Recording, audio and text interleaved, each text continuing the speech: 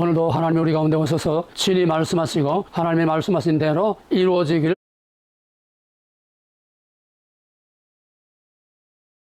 할렐루야. 오늘도 하나님이 우리 가운데 오셔서 친히 말씀하시고 하나님의 말씀하신 대로 이루어지기를 주 이름으로 기원하고 축원합니다.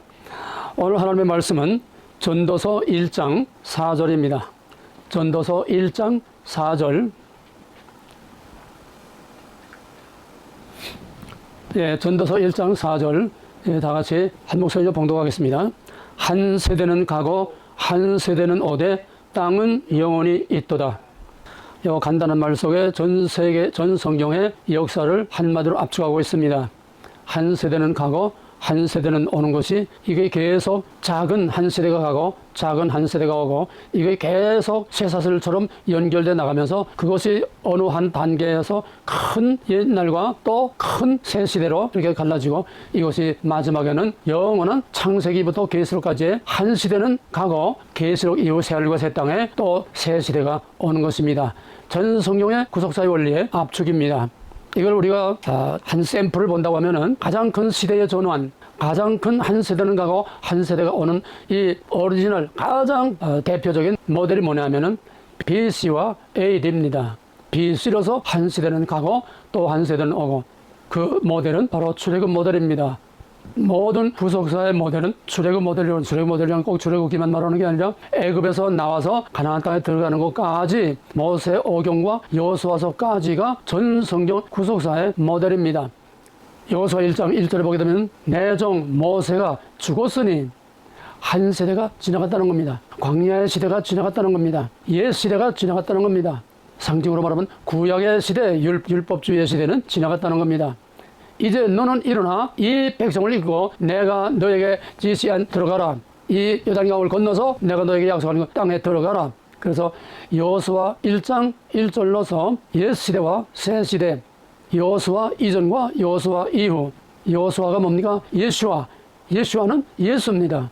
예수 이전 시대와 예수 이후 시대 BC와 AD의 이 모델이 여호수아서 1장 1절로서 모세의 시대, 옛 시대, 율법의 시대, 구약의 시대는 옛 언약은 지나가고 그 다음에 예수 그리스도를 통해서 새로운 약속의 시대가 오는 것이다. 옛 언약, 새 언약. 그것이 시내산에서는 옛 돌판, 새 돌판, 두 돌판 하나는 깨뜨린 거는 광야의 율법주의 시대가 끝나고 그 다음에 새로 만든 그 돌판은 예수 그리스도 말미암은 새로운 시대가 오는 것입니다. 그래서 한 세대는 가고 한 세대는 오되 땅은 영원히 있도다. 땅이 영원히 있다는 말은 뭡니까? 이 땅의 흙을 말하는 게 아니라 한 세대는 가고 한 세대는 오지만은 땅이라고 하는 약속, 땅이라고 하는 진리, 땅이라고 하는 본질과 원리는 영원히 있다는 얘기입니다.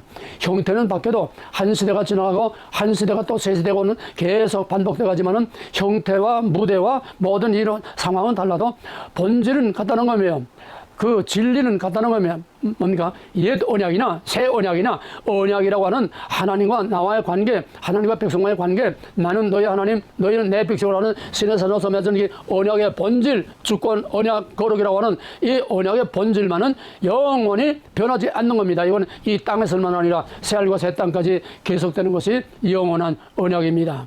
그러므로 간단한 한 절 안에 바로 옛 시대와 새 시대, 그 다음에 시대는 바뀌어도 언약이라고 하는 본질, 하나님의 주권, 언약, 거룩이라고 하는 전 성경의 본질, 진리의 본질은 영원히 변하지 않는다는 것을 여기서 말함으로써 성경이란 무엇인가 하는 것을 우리에게 단적으로 보여줍니다. 한 세대는 가고 한 세대는 온다. 바로 그 사람들의 때는 지나가지만은 하나님의 약속이라고 하는 진리와 본질은 영원하다. 천지는 없어지겠으나 하나님의 말씀은 세세 뭉토록 있다는 겁니다. 내일은 국힘당의 대표를 뽑는 전당대회입니다. 7월 23일 이 전당대회는, 이번 전당대회는 내년에 지방선거, 그 다음 해에 대통령 선거, 이것을 앞둔 중요한 대표 선출입니다. 과연 이번 국힘당 대표 누가 나오느냐에 따라서 앞으로 남은 2년 동안 우리 윤석열 대통령이 소신껏 일할 수 있느냐 없느냐 하는 것이 좌우되기 때문에 이번 국힘당 대표 선출이라고 하는 것은 4월 10일 총선 못지않게 구군이 달린 아주 중대한 전당대회입니다.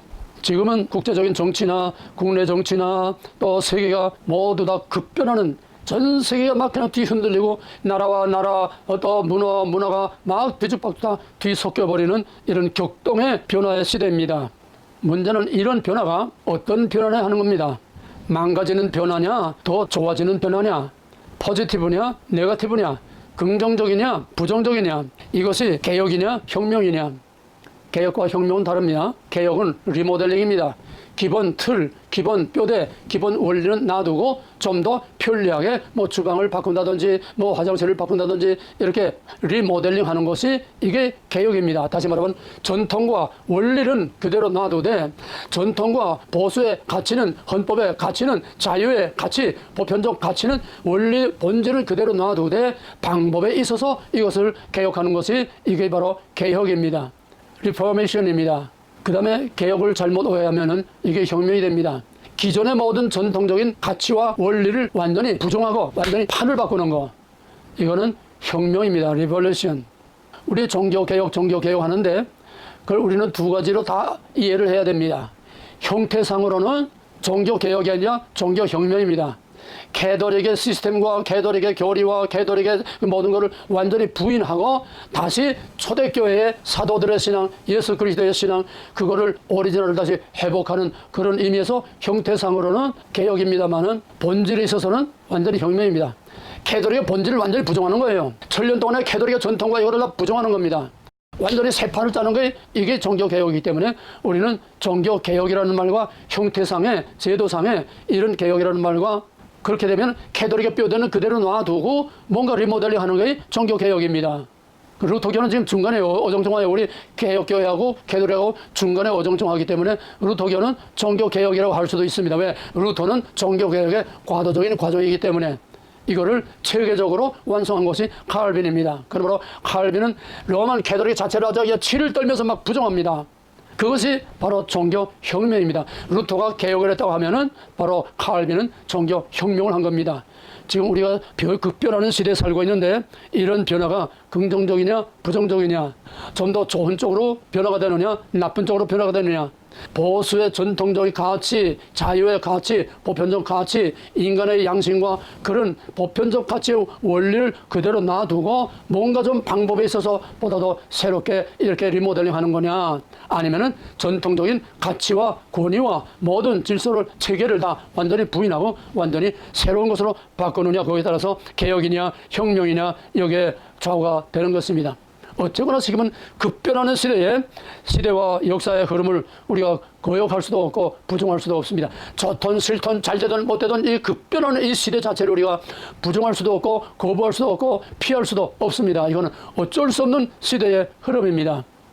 그러면서 우리나라 보게 되면 이승만, 박정희를 뼈대로 해서 대한민국의 헌법을 뼈대로 해서 지금까지 지켜온 전통적인 X세대의 보수는 박근혜로 끝났습니다. 한 세대는 끝났습니다. 문재인부터는 개혁이 아니라 완전히 혁명으로 판을 뒤엎는 겁니다. 문재인 이후에는 대한민국 헌법 자체를 부정합니다. 뭐 볼 거 없죠. 요즘 법사위에 청문회하는 꼴들 보세요. 그 대한민국 헌법을 존중하는 겁니까? 전통적인 가치와 자유를 보장하는 겁니까? 완전히 그냥 진리기고 뒤에 없는 거 개판을 만드는 겁니다. 이건 미친 개들의 지랄이지 정치도 아니고 이거는 국회에서 할 수 있는 이런 게 아닙니다. 완전히 다 망가뜨리는 거다. 해체시켜버리는 거예요. 뒤엎어버리는 거예요. 해쳐봐요.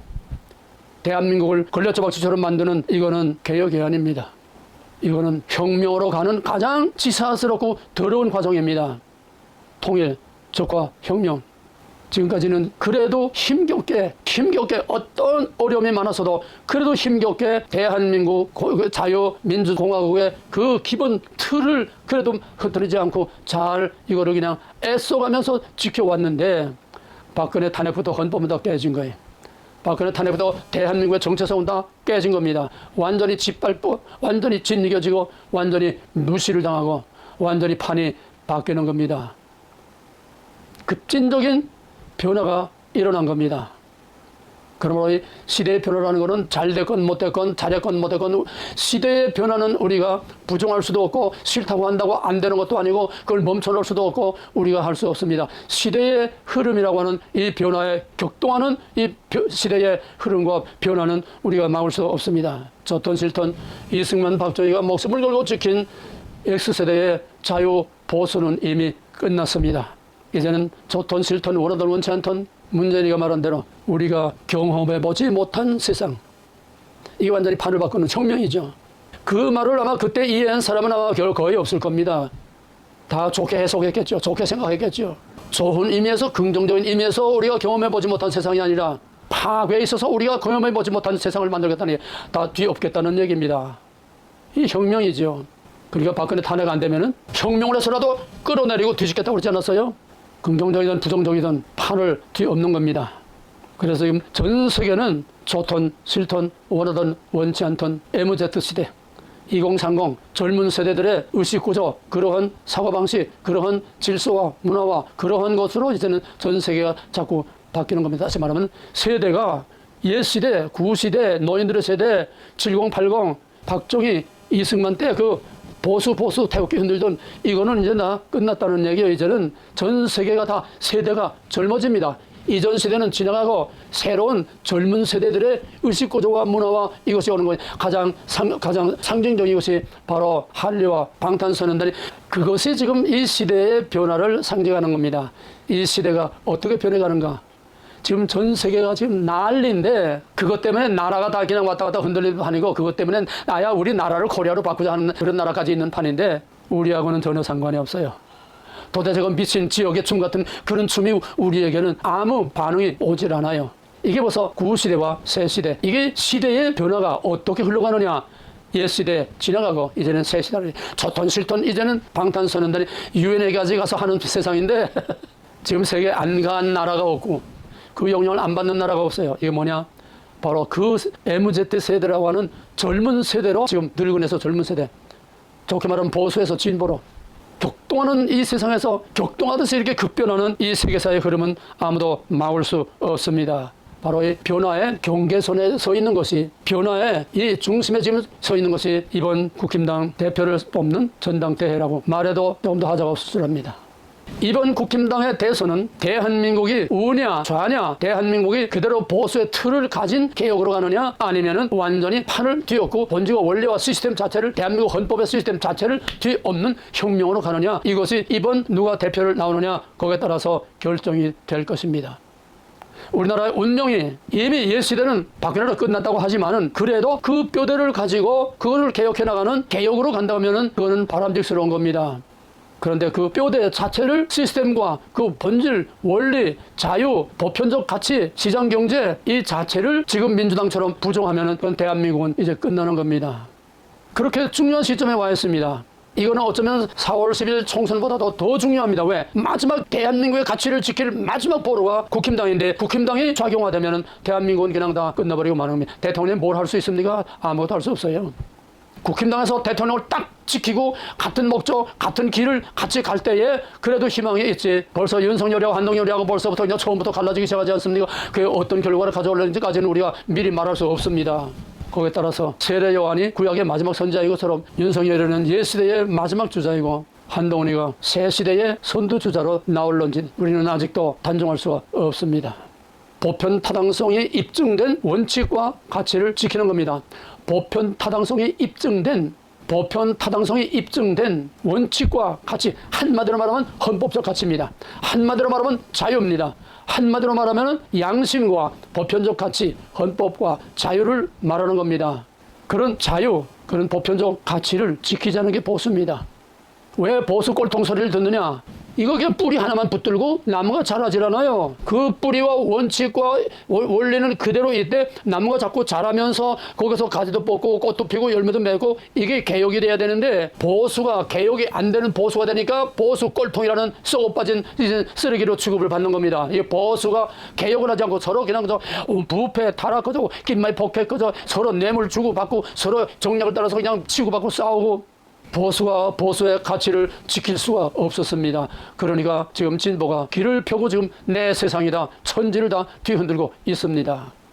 전통적 가치, 타당성과 보편적 가치가 계속 유지되는 그 본질과 뼈대를 계속 유지하는 것이 이게 보수라는 거예요. 꼴통이 아니에요. 보수는 꼴통이 아니에요.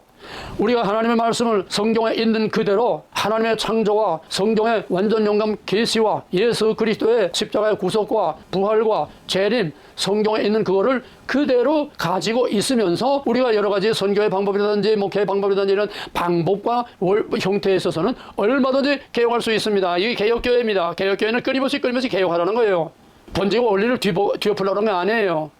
그런데 개혁교회가 역시 개혁을 하지 못하고 썩어 빠진 뿌리만 붙들고 있으니까 개혁교회는 다 깨지고 지금 다 완전히 진보 세력들이 교회와 모든 진리를 다 신학을 다 휘젓고 있는 겁니다. 원리는 똑같아요. 개혁되지 않는 보수는 그건 쓰레기입니다. 개혁되지 않는 그런 성경의 진리는 그거는 다 썩은 겁니다. 왜? 물이 계속 흘러가야 됩니다. 물이 흘러가야 썩지 않지 고여있으면 썩어요. 원리는 어디에 적용하든지 본질과 원리는 항상 꼭 같은 것입니다. 그래서 보수는 우리가 이걸 확실히 정리해서 이번에는 보수는 전통적 가치를 지키면서 계속 개혁해 나가는 이것이 진짜 건전한 보수입니다. 그러면 보수와 진보의 차이는 뭡니까? 전통적 가치와 권위를 인정하고 그걸 지켜나가는 것이 보수이고 진보라는 것은 전통적 가치와 권위를 부정하는 겁니다. 이거 가지고 우리가 진보냐 보수냐 정확하게 구별해야 됩니다. 그 다음에 보수와 진보는 진실이냐 거짓이냐, 진실이냐 거짓이냐. 아까 말한 대로 성경대로 믿는 건 진실입니다. 이걸 인간의 생각에 맞춰서 여리저리 만들어가지고 인간이 만들어놓은 신학, 인간이 만들어놓은 교리, 인간이 만들어놓은 하나님, 인간이 만들어놓은 하나님 말씀, 이거는 전부 다 진보입니다. 진실과 거짓, 보수와 진보. 또 보수와 진보 차이는 보수는 확실한 구별이 돼야 됩니다. 진리가 아닌 것, 자유가 아닌 것, 보편적 가치가 아닌 것, 양심이 아닌 것, 단호하게 이거를 거절하는 것이 이게 자유와 보편적 가치를 지키는 보수요. 진보는 뭐든지 다 경계와 구별을 다 없애서 다 섞어버리는 겁니다. 거짓, 혼합. 보수는 합법입니다. 헌법적 가치와 양심과 전통적인 권위와 윤리를 지키는 게 보수이고 진보는 불법입니다. 법을 파괴하는 거예요. 오늘 우리 한국 보세요. 법을 파괴하신 헌법재판소로부터 그냥 줄줄이 계속 다 헌법을 파괴하지 않습니까? 이게 진보예요. 진보는 여러분 절대로 진보란 지금 우리가 사용하고 있는 진보란 말은 이건 진짜 진보가 아니에요. 진보란 좀 더 배려하게, 좀 더 긍정적으로, 좀 더 발전적으로 이게 나가는 게 이게 진짜 진보입니다. 근데 지금 좌우 진보냐 보수냐는 이 진보는 전부 다 파괴자들이에요. 거짓말쟁이들이에요. 사기꾼들이에요. 이게 지금 전 세계적으로 나타나고 있는 오늘의 현실입니다. 보수는 원리, 원칙을 지키는 겁니다. 진보는 원리, 원칙을 안 지켜요. 보수는 법을 지키는 거예요. 진보는 법을 무시하고 법을 파괴하는 겁니다. 지금까지 우리나라 모든 대모문화와 우리나라 흘러가는 이거 전부 다 이 보수와 진보가 뒤섞여서 변화되어가는 진통기라고 그렇게 보면 됩니다. 보수는 자유, 진보는 평등. 보수는 자유, 진보는 평등. 보수는 개인의 자유를 존중하는데 진보는 평등을 전제로 해서 모든 소득도 평균하게 다 나눠야 된다. 공산주의죠. 진보에는 전체주의입니다. 개인보다 집단, 개인보다 노동당, 개인보다 국계, 개인과 전체. 민주주의는 개인의 자유를 존중하는 겁니다. 공산주의는 개인을 놓고 전체 속의 한 부분에 지나지 않는 것입니다. 간단히 말하면 보수와 진보는 민주주의와 공산주의라고 보면 간단해요. 성경으로 말하면 진짜와 가짜로 보면 간단해요. 지금 난무하는 뭔가 각양각태의 번영신앙, 뭐 기복신앙, 무슨 신앙 전부 하는 것들, 뭐 교회에서 찬양하는 님이 전부 다 이건 다 변형된, 변질된 가짜들입니다. 진짜와 가짜. 옛 것이라고 봐놓고 다 보수 꼴통 나쁜 거로 그렇게 생각하는 개념 자체를 바꿔야 돼요. 왜 보수와 하나가 될 수 없느냐? 시각 자체가 틀려요. 목적 자체가 틀려요. 전제 자체가 틀려요. 왜 권력을 잡아야 하느냐? 자유민주주의는 헌법 그대로 국가의 안위와 백성의 자유와 시장경제와 공평한 이런 법을 집행해서 그런 살기 좋은 그런 안정된 나라를 만드는 것이 보수인데 진보는 그게 아닙니다. 다 파괴요. 법도 파괴요. 개인은 필요 없어요. 땅도 내 거니까 없어요. 집도 내 집 내 집 없어요. 뭐든지 다 그냥 공유하는 이게 추미애가 말한 토지 공유 개념이라는 겁니다. 이제 그렇게 가고 있어요. 또 그렇게 갈 겁니다. 우리는 그런 아주 중요한 전환 때문에 와 있어요. 근데 이 변화가 그냥 자연스럽게 변화되는 것이 아니라 아까 말한 한 시대는 가고 한 시대는 오되 시대가 바뀌는 그 전환기는 얼마든지 많았습니다. 그런데 한 시대가 가고 한 시대가 올 때는 옛 가치가 지나가고 새로운 가치로 리모델링 될 때는 거기에 엄청난 가치의 충돌, 문화의 충돌, 엄청난 충돌이 옵니다. 그 충돌이라는 것은 엄청난 저항과 고통이 따른다는 거예요.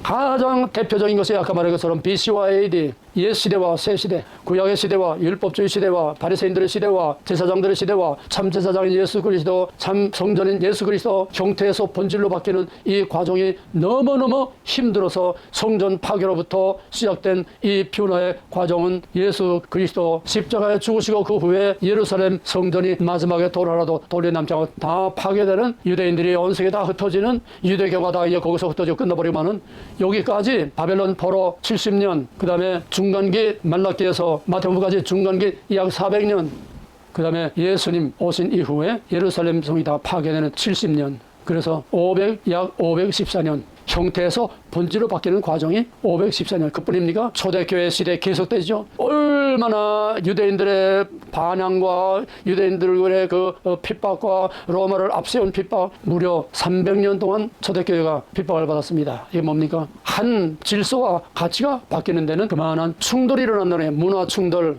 어떤 가치의 충돌, 어떤 개념의 충돌, 어떤 모든 습관과 모든 시스템의 충돌, 엄청난 충돌이 일어나는데 이것이 바로 BC와 AD, 예수 그리스도를 중심으로 해서 옛시대와 새시대가 가장 대표적인 것이요. 가까운 역사를 보게 되면 러시아 혁명, 완전히 시스템이 바뀌는 겁니다. 가치가 바뀌는 겁니다.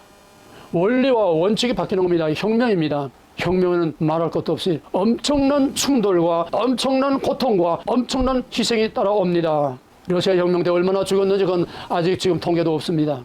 그 다음에 1830년 그 무렵에는 이러한 변화가 급진적으로 전 세계로 휩쓸었습니다.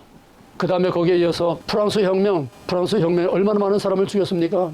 내가 파리에 가서 어떤 사람의 특별한 안내로 옛날에 프랑스 혁명 때의 감옥과 프랑스 혁명 때의 그 단두대 그거 있는 조그마한 그 개인집 같은 그런 박물관이 있어요. 거기 가서 보니까 그때 감옥은 지하 한 3층까지 내려가서 빛이 하나도 없는 그런 감옥인데 그 위쪽에는 단두대가 있는데 그 단두대를 누가 만들었느냐? 바로 인수를 쓰는 의사가 만들었다는 겁니다. 왜 의사가 그렇게 사람 죽이는 걸 만들었느냐? 그때의 프랑스 혁명 때의 그 광장에서 사람들의 모가지를 쳐서 죽이는데 그게 너무너무 비참하고 모가지가 한 번에 잘라지도 않고 너무너무 비참해서 그 의사가 죽어도 좀 편하게 죽게 해주자 그래서 단두대를 의사가 만들었다는 아이러니컬한 얘기를 거기서 들었습니다. 프랑스 혁명에 얼마나 많은 사람이 죽었습니까? 옛시대와 새시대가 그렇게 간단하게 아닙니다. 말할 것도 없이 남북전쟁, 노예제도 하나가 없어지는데 이렇게 엄청난 희생의 대가와 고통이 따라왔습니다. 우리 한국이 일제 탄압에서 해방됐을 때에 그 해방과 독립하는 과정에서 얼마나 많은 고통을 치렀는지 모릅니다. 혼란 속에서.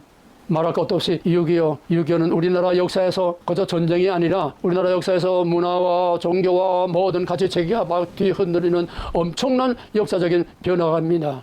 6.25 때 500만 명의 피난민이 남한에 오면서 남한이 100년 걸려도 못할 남한의 복음화가 단 몇 년 만에 다 끝나버리고 말았어요. 엄청난 변화입니다. 그게 그냥 된 것이 아니라 그만한 희생의 값을 치르고 된 것입니다. 그게 말로 6.25야말로 진짜 진보라고 하는 공산주의와 가짜 진보죠. 공산주의와 민주주의 싸움 아닙니까? 시대의 변화의 한 진통입니다. 또 하나는 5.16. 5.16은 단순한 군사 쿠데타가 아닙니다. 단순한 5.18 같은 게 아닙니다. 이거는 완전히 가치를 바꾼 혁명입니다. 5.16 혁명입니다. 완전히 기존의 모든 걸 체념하고 가난을 체념하고 모든 불의와 부패와 타락을 체념하고 살던 깡패, 정치 깡패들과 모든 부패와 타락이 극에 달았을 때에 여기에 박정희가 나타나서 칼을 뽑고 횃불을 들고 가난을 체념적으로 해마다 그냥 받아들이는 걸 너! 더 이상은 가난을 용납할 수 없어. 잘 살아보자. 잘 살 수 있다. 부정을 긍정으로 완전히 비극을 희극으로 판을 바꾼 무엇보다도 가장 중요한 것은 5.16은 정신혁명입니다. 체념하고 그냥 그저 가난과 부패와 부정을 그냥 그저 체험하고 그냥 수동적으로만 받아들이는 걸 능동적으로 적극적으로 개혁해서 판을 띄워 지붕 다 초가지고 다 지붕 다 걷어버리고 다 스레드로 바꾸고 전부 다 새마을운동과 이거는 정신혁명이지 단순한 개혁이 아닙니다. 이런 면에서 정신사적인 가치에 있어서 5.16은 다시 재조명돼야 됩니다. 그래서 우리는 지금 5.16을 그냥 짓밟으려고 난리들인데 전 세계는 푸틴은 박정희에 대한 책은 다 보아라. 등소평에 지금 왜 중국전을 잘 사게 됐어요? 박정희 모델입니다. 싱가포르가 왜 저렇게 잘 살게 됐습니다. 그 싱가포르 수장이 박정희 모델을 제일 존경하는 게 박정희입니다. 세계는 지금 박정희를 그렇게 존경하고 지금도 계속 박정희의 새마을운동이 아프리카 여기저기 지금 계속되고 있습니다. 5.16이 말로 한국의 역사를 before와 그 after를 완전히 갈라놓는 엄청난 역사적인 사건이요, 역사적인 변화요, 역사적인 전환점입니다. 경제적인 혁명, 가난을 끝내버리는 경제혁명, 민주주의가 완전히 먹을 것이 있어야 민주주의가 되는 거예요. 먹을 것이 없는데 민주주의가 될 수 없어요. 그래서 경제 우선, 그 다음에 민주주의. 그래서 5.16 혁명 과정이 그렇게 힘들었던 겁니다. 여기서 충돌이 없을 수 없죠. 왜? 저희들이 가지고 있는 낡은 잘못된 진보가, 썩은 진보가, 가짜 진보가 진짜가 나타나니까, 가짜 율법주의자들이 진짜 율법이 나타나니까 똑같은 거예요. 경부 고속도로 그 오픈식 하는데 거기에 불도저 앞에 김영삼이, 김대중이 거기가 들어놓아가지고 나라 다 팔아먹는다, 나라 망한다 그러는 놈들이 그 박정희의 독에 노벨상까지 타지 않았습니까? 박정희 독에 김영삼이 여기저기 댕기면서 얼마나 의시됐습니까? 너무 아이러니한 세상입니다. 오늘 세계적인 대시대의 전환점의 가장 중요한 특징은 아까 말한 것처럼 보수를 좀 더 나게 긍정적으로 개혁해 나가는 변화가 아니라 완전히 판을 띄웠고 완전히 진보, 가짜 진보, 부정적인 진보로 좌에서 우에서 좌로 자유, 시장경제, 자유의 가치, 보편적 가치를 완전히 자유를 박탈하는 공산주의 가치로 완전히 바꿔버리는 우에서 좌로용화하는 것이 전 세계적인 오늘 시대전환의 특징입니다. 이거를 누가 주도합니까? 그것이 배후에서 그동안에는 숨어서 꿈틀거리던 것들이 이제는 표면에 나타나서 러시아 혁명, 프랑스 혁명, 남북 전쟁, 6.25 전쟁, 전부 큰 전쟁들은 전부 다 이 배후의 검은 세력들, 제스위트, 글로벌리스트, 딥스테이트 이들이 다 조종하고 했는데 미국도 표면상으로는 청교도들이 기독교의 탈을 쓰고 청교도들의 탈을 쓰고 프리메이슨이 미국을 만든 겁니다.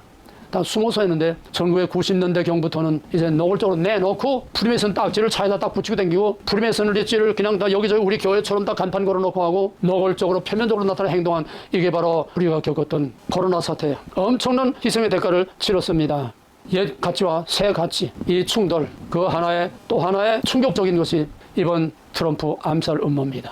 거기에 대해서는 많은 말들이 있지만 여기서 그런 말까지 지금 할 수는 없습니다. 바이든이랑 한물 갔는데도 민주당은 트럼프에게만은 못 주겠다는 거예요. 왜? 뿌리채, 송두리째. 트럼프는 혁명가입니다. 지금까지 해오던 미국이 이거를 그대로 그냥 유지하겠다는 게 아니에요. 어떤 법이나 바꾸겠다는 아니에요. 트럼프는 망가진 독립의 아버지들의 그 세운 위대한 아메리카, 그 아메리카를 다시 회복하겠다는 거예요. 그래서 자기는 40몇 대가 아니라 자기가 대통령이 되면 이거는 19대인가 뭔가 하여튼 그 건국의 아버지들을 이어가는 그 뿌리, 그 아메리카를 만들겠다는 거예요. 오늘의 민주당이 파괴해놓은 그 아메리카가 아니라 오리지널한 위대한 그 아메리카를 만들겠다는 겁니다. 이거 가치의 충돌이 일어나지 않을 수 없어요. 트럼프는 혈혈단신 예수처럼 혼자 뜁니다. 저놈들은 예수를 죽이라고 소리 질렀던 빌라도 앞에 군중들과 같이 시편 22편의 소들이 황소들이 개들이 나를 에워싸고 있다고 말한 것처럼 지금 전 세계 어둠의 세력, 딥스테이트의 세력들이 지금 트럼프를 죽이려고 지금 난리들을 치고 있습니다. 트럼프는 지금까지도 4번이나 암살 위험을 받았다고 합니다. 이번에도 방탄조끼를 입었지만은 대통령이 돼도 문제요. 계속 케네디처럼 대통령이 돼도 계속 죽이려고 하는 음모는 계속될 것이고 우리가 상상할 수 없는 각양각색의 수단과 방법을 동원해서 트럼프를 완전히 무너뜨리려고 할 겁니다. 우리 윤석열을 무너뜨리려고 윤석열을 아무런 건덕지도 없는 윤석열을 탄핵하려고 하는 이 세력과 그 세력은 똑같은 사탄의 세력, 똑같은 공산주의 세력, 똑같은 파괴적인 잘못된 진보주의이기 때문에 이건 DNA가 같으니까 어쩔 수 없어요. 이거를 우리는 막아내야 되고 이걸 우리는 우리의 전통을 지켜내야 되는 이 결정적인 순간이 바로 이번 대표를 뽑는 국힘당 전당대회라고 하면 우리는 여기에 집중해서 기도하면서 하나님께서 우리를 정말 끝까지 지켜주시기 위해서 우리는 기도해야 할 것입니다.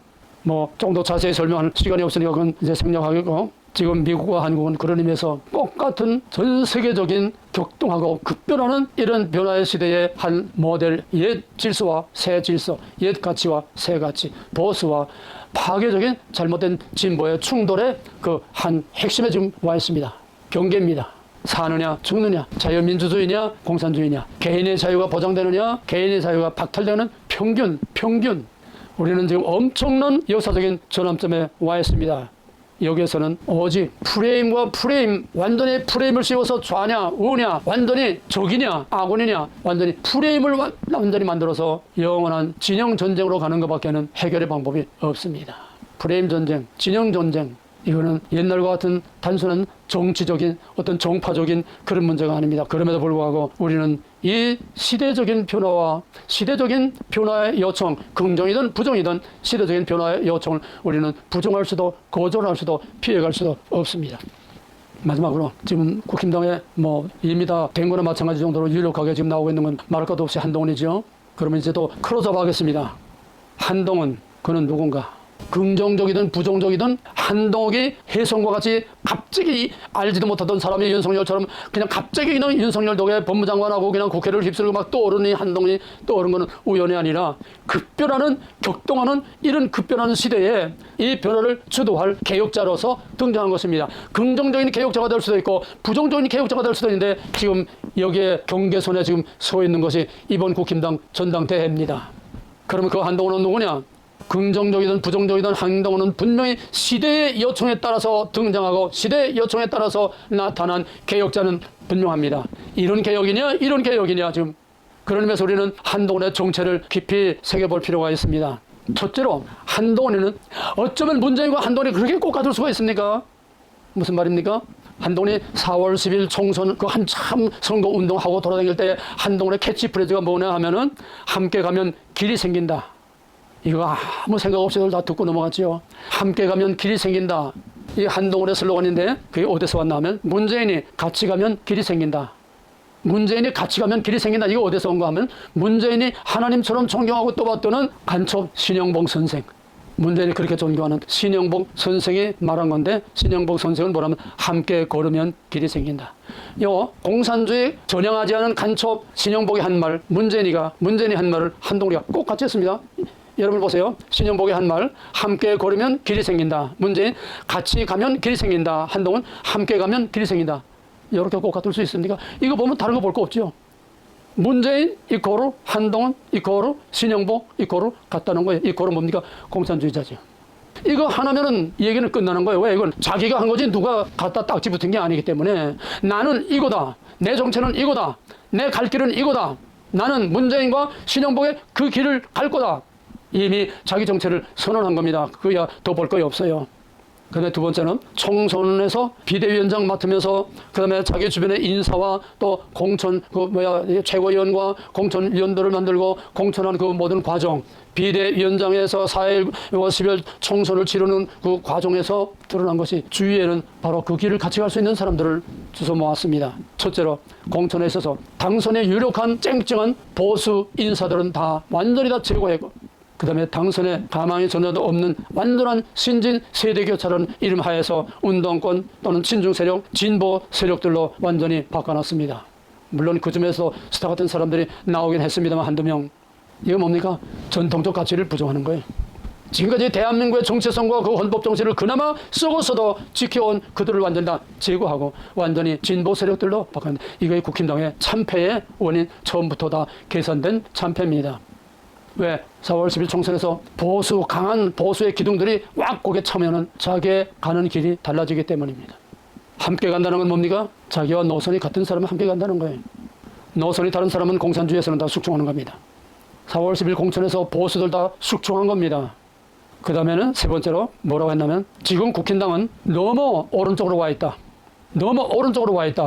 그러므로 이걸 조금 더 좌쪽으로 끌어들여서 중도로 가야 된다. 얼마나 위험한 건지 모릅니다. 중도라는 것은 항상 회색시대, 항상 위험한 이중간첩과 같은 가장 위험한 사기술이 중도라는 겁니다. 신학으로 말하면 소위 신복음주의. 언제나 중간치기가 가장 위험한 겁니다. 이게 사기입니다. 그 다음에 네 번째로는 배신.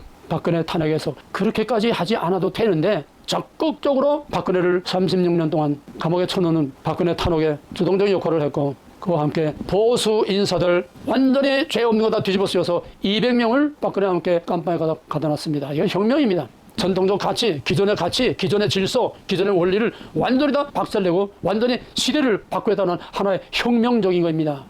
그동안에 4월 10일 총선 선거 운동할 때나 그 이후에나 지금까지 종합해서 보게 되면 딱 한마디로 그는 국힘당을 위해서 4월 총선을 위해서 뛴 것도 아니고 대한민국을 위해서 윤석열을 위해서 뛴 것도 아니고 자유의 가치를 위해서 뛴 것도 아니고 헌법 가치를 위해서 뛴 것도 아니고 시장 경제를 위해서 뛴 것도 아니고 오직 시정 일관 지금까지도 그래요. 지금까지도 오직 한동훈은 오직 자기의 대선 이거 하나밖에 없어요. 전부 다 거기에 집중돼 있어요. 자기의 대선 출마하는 그래서 대권을 잡는 이거 하나밖에는 없어요. 그래서 이재명하고 같이 가는 거예요. 이재명하고 같이 가면은 자기는 이재명을 이길 수 있다는 겁니다. 그 다음에 여섯 번째로 한동훈의 입에서는 지금까지 이승만, 박정희, 박근혜에 대해서 말한 적이 한 번도 없습니다. 윤석열은 대통령 당선되자마자 박근혜를 찾아가서 죄송합니다. 한동훈이는 이승만, 박정희, 박근혜 말한 적이 없습니다. 왜? 이건 전통적인 보수의 가치들이기 때문입니다.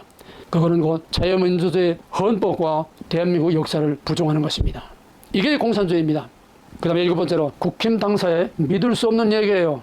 이건 내 눈으로 확인한 게 아니지만은 하여튼 이거 공개적으로 다 떠돌아다니는 뉴스들이니까 국힘 당사에 김대중 사진이 걸려있다고 합니다. 나는 그 길로 가겠다는 겁니다. 나는 그를 존경한다는 겁니다. 그의 입에서도 그런 말이 여러 번 나왔어요. 여덟 번째는 부정선거를 입을 다물고 묵이는 게 아니라 부정선거를 은연중에 옹호했습니다. 그렇게 부정선거에 목을 놓고서 국민들에게 막 들고 일어나고 뭐 증거들이 다 나오고 하는데도 증거가 없다. 한마디로 다 끝내버렸어요. 뿐만 아니라 이번 내일 모레 7월 23일 국힘당 전당대회 대표를 뽑는 선거를 그 선거관리위원회에 위탁을 했습니다.